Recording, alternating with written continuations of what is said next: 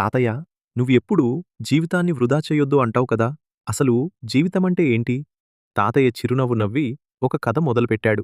ఒక చిన్న గ్రామంలో రామారావు అనే వ్యక్తి ఉండేవాడు. అతనికి అన్నీ ఉన్నాయి.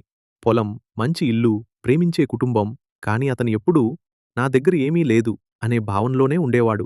ఇంకో 10 సంవత్సరాలు కష్టపడి డబ్బు సంపాదిస్తా, తర్వాత హాయిగా జీవిస్తా అని అనేవాడు. ఆలోచనలో మునిగిపోయి ఆరోగ్యాన్ని పట్టించుకోలేదు. పిల్లలతో గడపలేదు. కుటుంబాన్ని నిర్లక్ష్యం చేశాడు.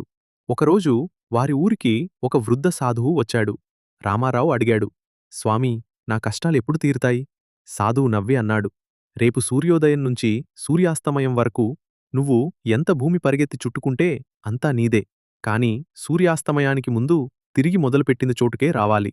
రామారావు ఆశతో తెల్లవారుజామునే పరిగెత్తడం ప్రారంభించాడు. ఇంకాస్త ముందుకు వెళ్తే ఇంకా భూమి వస్తుంది అని పరుగెత్తాడు. దాహం, ఆకలి ఏదీ పట్టించుకోలేదు. మధ్యాహ్నం అయింది. తిరిగి రావలసిన సమయం.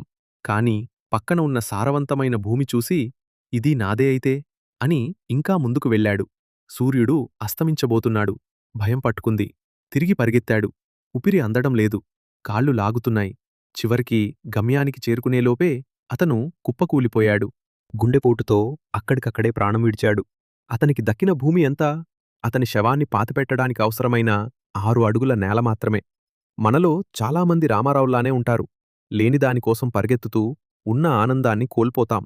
డబ్బుకోసం ఆరోగ్యం, భవిష్యత్తు కోసం కుటుంబం అన్నీ త్యాగం చేస్తాం. సమయం ఎవరికోసం ఆగదు. మన దగ్గర ఉన్న క్షణమే నిజమైన జీవితం. జీవితం అంటే రేపుకోసం ఎదురుచూడ్డం కాదు, ఈరోజు మన దగ్గర ఉన్నవాళ్లతో సంతోషంగా గడపడం. తాతయ్య కథ ముగించాడు.